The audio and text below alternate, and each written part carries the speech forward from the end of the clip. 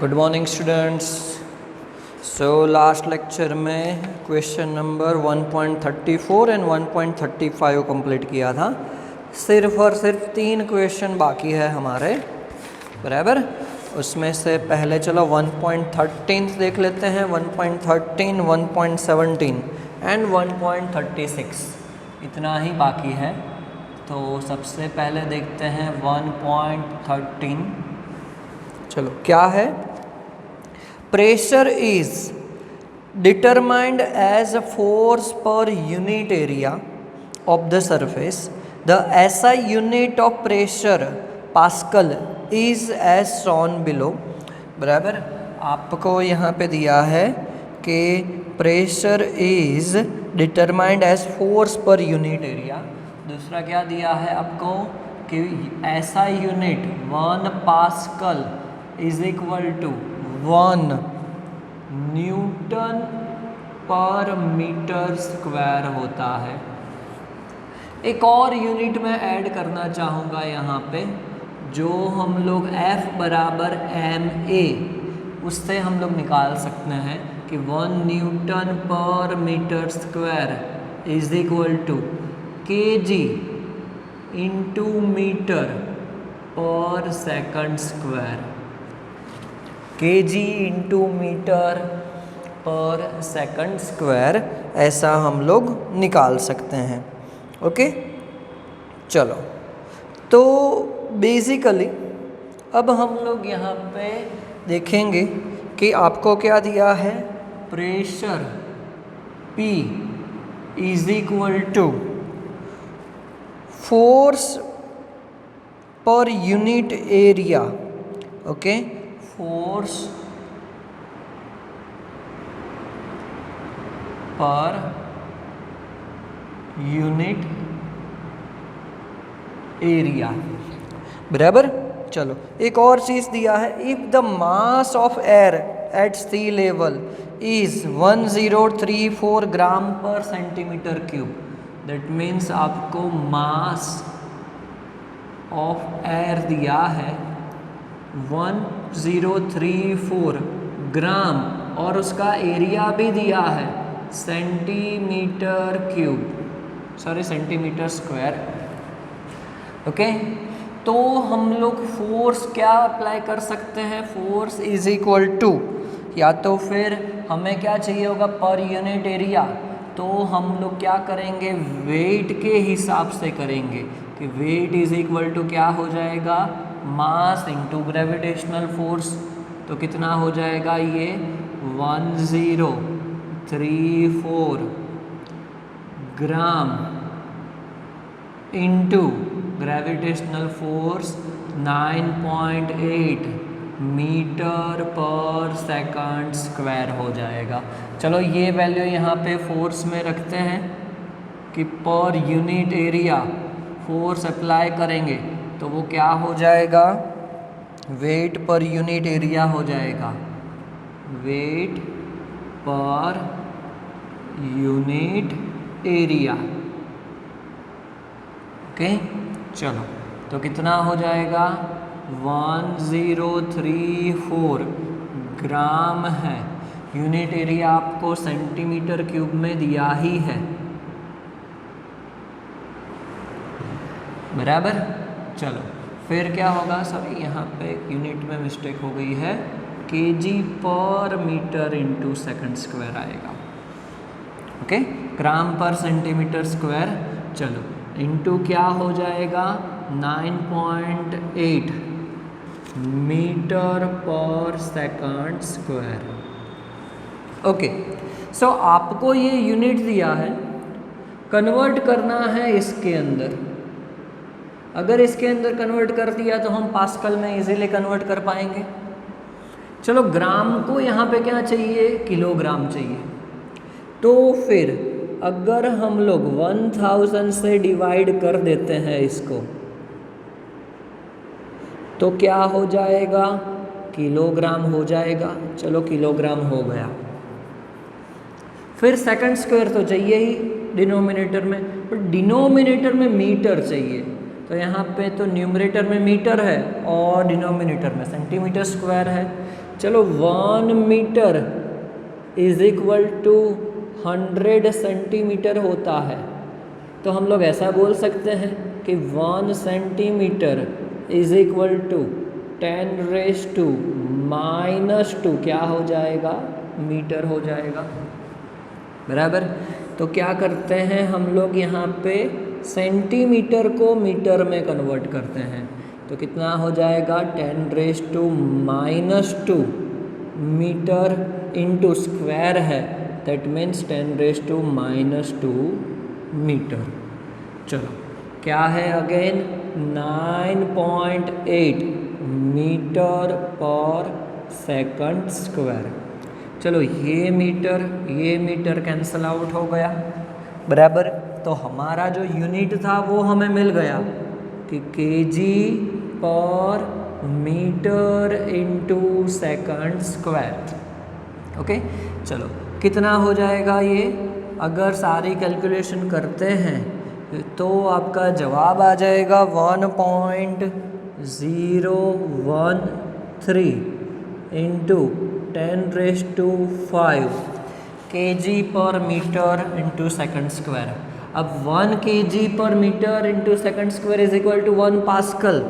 Then इसको ही हम क्या बोल सकते हैं, इतना 1.013 इंटू 10⁵ पास्कल हो जाएगा। आ गया आपका आंसर। सिर्फ आपको ध्यान रखना है कि हमें कौन से यूनिट में कन्वर्ट करना है, तो यूनिट का जो मेजरमेंट है ये आपको आना चाहिए। ओके, तो कैलकुलेशन इजी हो जाएगा। चलो 1 पॉइंट ख़त्म हुआ ये आपका 13th। नेक्स्ट देखते हैं 1.17।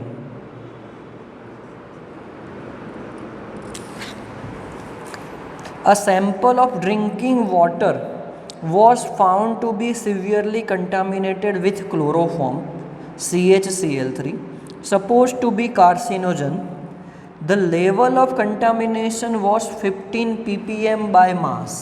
ओके, आपको दिया है CHCl3 कंटामिनेशन जो हुआ है वो कितना दिया है, 15 ppm बाय मास आपको दिया है। बराबर। So express this in percentage by mass and determine the molality of chloroform in water. Okay, चलो ppm का मतलब क्या हो जाएगा, parts per million. Parts per million, million का मतलब क्या हो जाएगा 10⁶। बराबर। ओके, तो फिर हम लोग इसके ऊपर से बोल सकते हैं कि आपको मास दिया है, मास का कोई यूनिट नहीं दिया है बट बाय मास दिया है, तो हम लोग ऐसा बोल देते हैं कि अगर 10⁶ ग्राम ले लेते हैं मास का यूनिट, ग्राम टोटल मास है, देन उसके अंदर 15 ग्राम क्या होगा, CHCl3 होगा। हम लोग ऐसा बोल सकते हैं। बराबर, क्योंकि आपको बाय मास दिया है 15 ppm, that means 10⁶ gram total mass लेते हैं हम लोग, तो फिर उसके अंदर 15 ग्राम क्या होगा, CHCl3 होगा। तो चलो हमारे पास तो आ गया, मास है कंपाउंड का, टोटल मास है, तो मास परसेंटेज हम लोग फाइंड कर सकते हैं। बराबर। तो मास परसेंटेज चलो कितना हो जाएगा,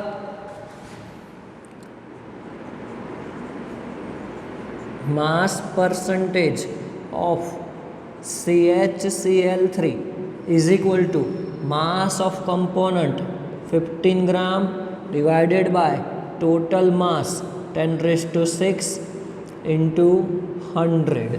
ओके, तो कितना आंसर आया, 15 इंटू 10⁻⁻⁴ % आ गया। -4% आ गया। चलो फर्स्ट तो हमें मिल गया, अब चाहिए molality. Molality is equal to क्या होता है, mass of solute divided by molecular mass of solute into mass of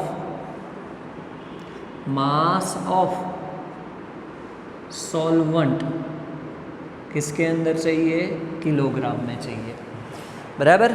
solute क्या है आपका, सॉल्यूट है आपका CHCl3। सॉल्यूट क्या है, CHCl3 है। बराबर। तो फिर अब आप कैलकुलेट कर सकते हो molecular mass.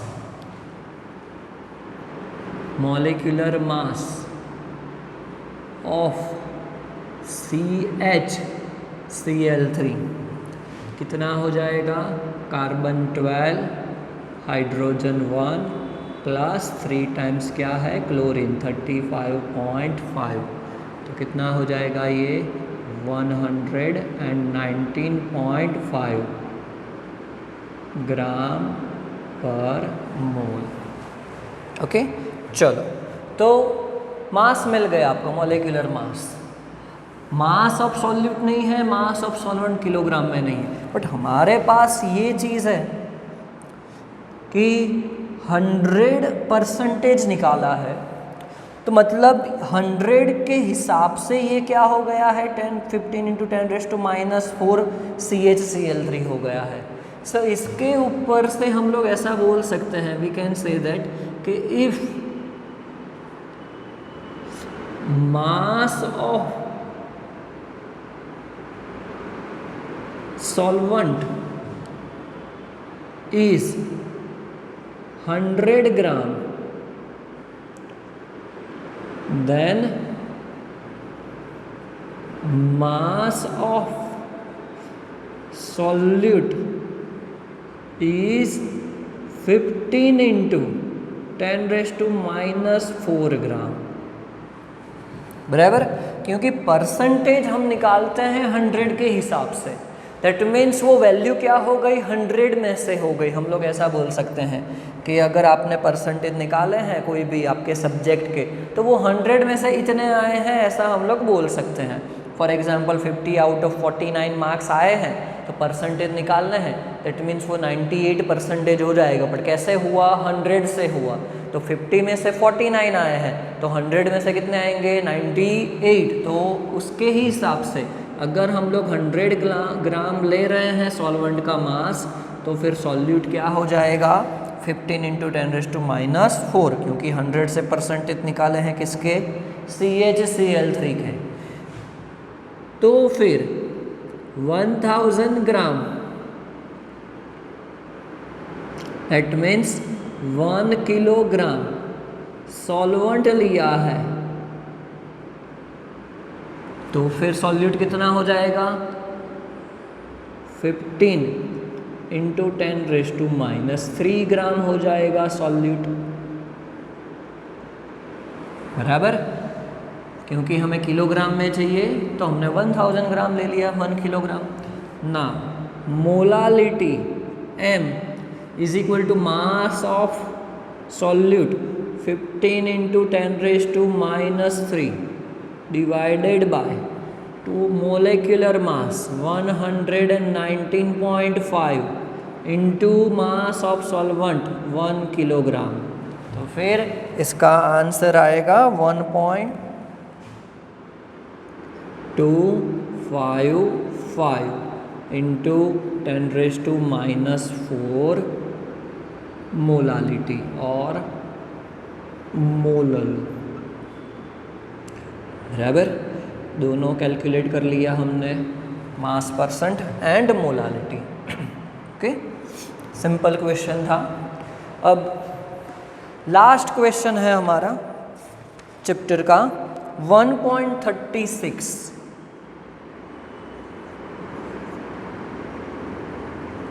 1.36 chlorine is prepared in the laboratory by treating manganese dioxide with aqueous hydrochloric acid according to the reaction।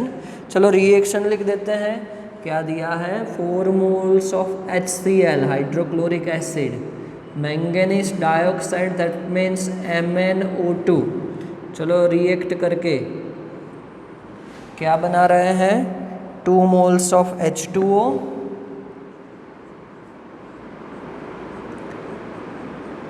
MnCl2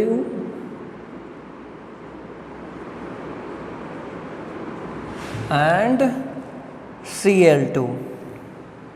चलो ये हो रहा है। ओके, रिएक्शन आपको लिखा है। How many grams of HCl reacts with 5 gram of manganese dioxide.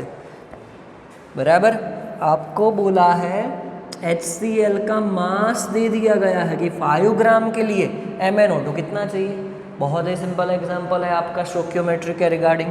चलो 4 moles of HCl reacts with 1 mole of MnO2। चलो मास की स्टोक्योमेट्री लिख देते हैं। 4 moles that means 146 gram HCl हो जाएगा। मैंगनीज का एटॉमिक मास 55 होगा प्लस 32, तो 1 मोल दैट मीन्स 87 ग्राम हो जाएगा। इसकी ज़रूरत नहीं है हमें, इसलिए मैं नहीं लिख रहा हूँ, क्योंकि हमें ये दोनों ही चाहिए। चलो तो we can say that 87 gram MnO2 reacts किसके साथ कर रहा है? 146 ग्राम HCl। आपको कितना दिया है? 5 gram of manganese dioxide, 5 gram MnO2, तो फिर कितना हो जाएगा? सो 5 इंटू 146 डिवाइडेड बाय 87, इसका आंसर आएगा 8.39 ग्राम। पूरा हो गया ये क्वेश्चन आपका। चलो इसके साथ साथ आपकी एक्सरसाइज भी ख़त्म हुई। That means first chapter is completed. बराबर, फर्स्ट चैप्टर आपका पूरा कंप्लीट हुआ। नेक्स्ट लेक्चर से हम लोग second chapter number 2 structure of atoms start करेंगे।